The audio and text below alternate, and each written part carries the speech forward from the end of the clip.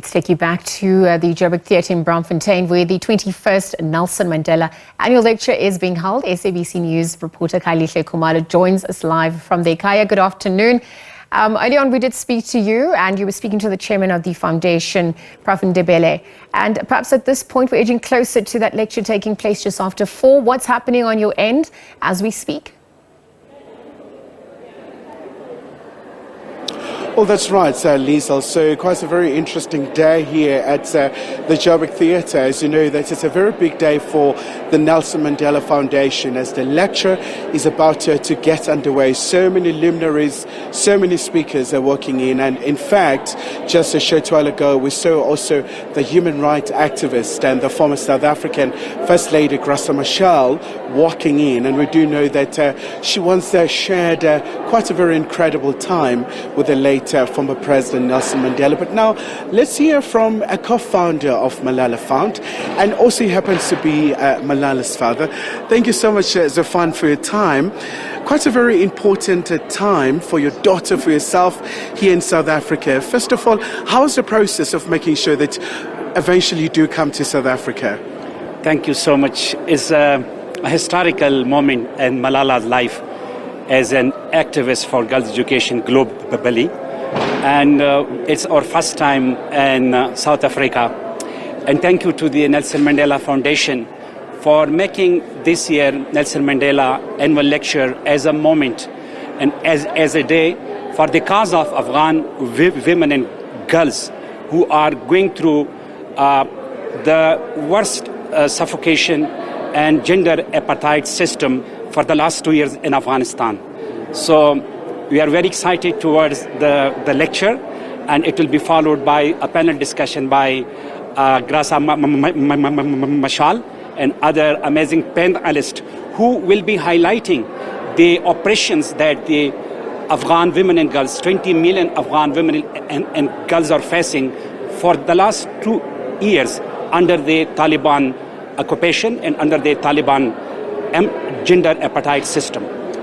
Tell us about Malala's immediate reaction when she got the news that she would come to South Africa. We do know that quite a lot of qualities she shares with Nelson Mandela.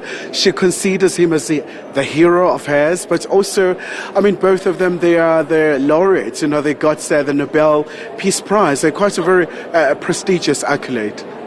Of course, like all of us, like so many people, billions of people around the world, Malala and myself, we are one of those followers that Madiba is our hero. And especially on this occasion, while she was invited for annual lecture, she was more excited because we are building on the epic legacy of Nelson Mandela for freedom and equality. And she will be speaking here on this topic, and she will be asking the international community to recognize gender apartheid is a crime against humanity. So the message is very important, and she will be raising the right message from the right place to become it global. Because for the last 2 years, we see that Afghanistan has gone to the, has been forgotten. And people don't talk about the sufferings of the Afghan women and girls. So from this stage, tuning with the iconic legacy of Nelson Mandela, raising this voice from here, it is hugely significant.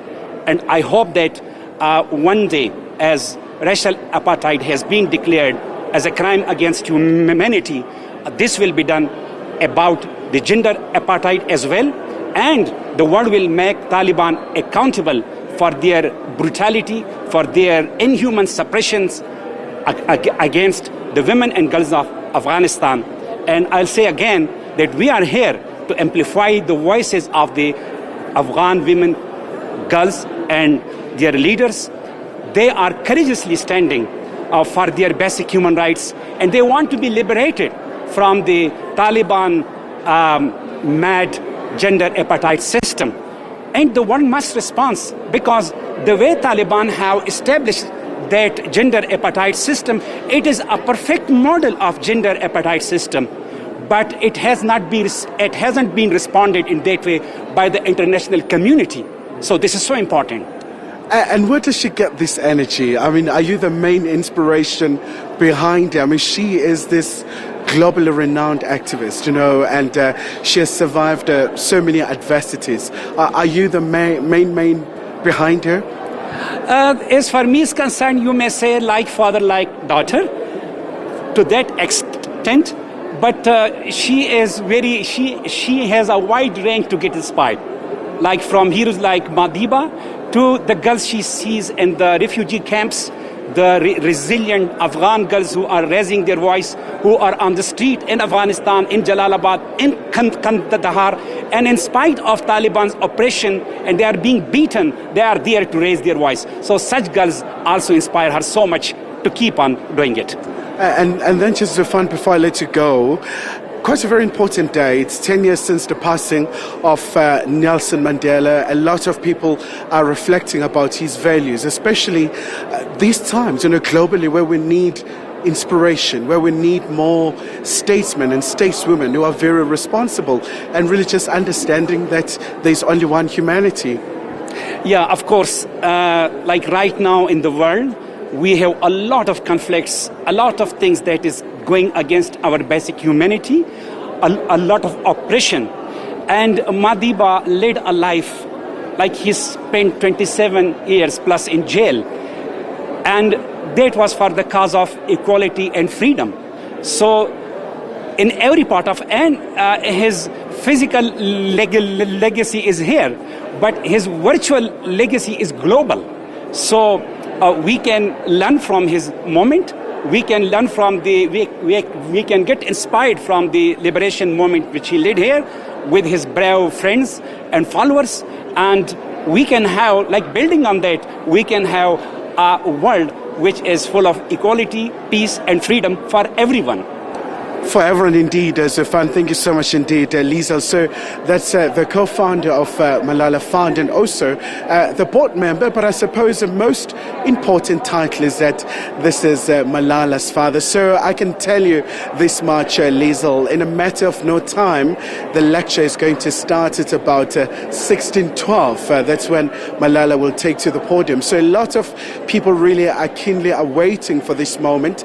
And she joins quite a number of luminaries who have come to South Africa to deliver this lecture, the likes of the current Barbados Prime Minister Mia Mottley, former UN Secretary General Kofi Annan, former US President Bill Clinton, and many, many others as well from across the continent as well. So, but also a very important day as the world marks 10 years since Madiba's passing. With that, back to you in studio.